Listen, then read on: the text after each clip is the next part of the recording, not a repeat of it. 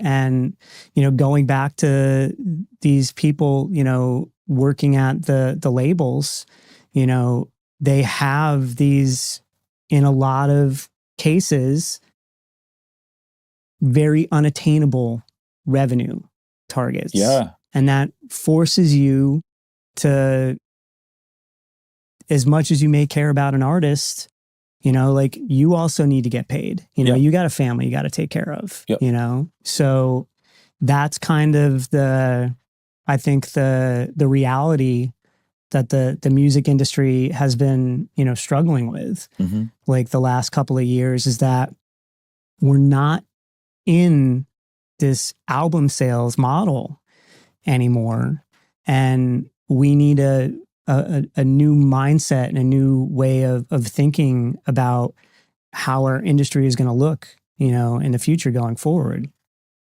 And in many ways, the major labels have definitely signaled that in the last couple of years. They've changed their model. Totally. Right? Yeah. Can you speak on that a little bit? Yeah. I can tell you exactly when it happened.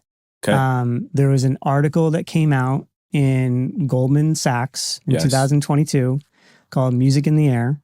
That was written by a very brilliant person who's now, I believe, the strategy person at Warner.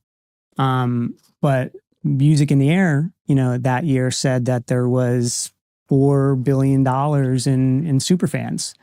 And I think that, after a few years of looking at, these viral signings that hadn't, panned out,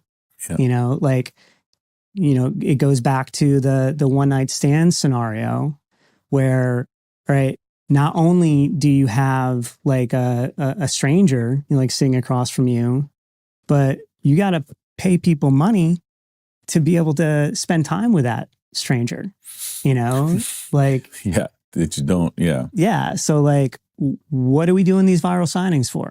Right. Like we're losing money.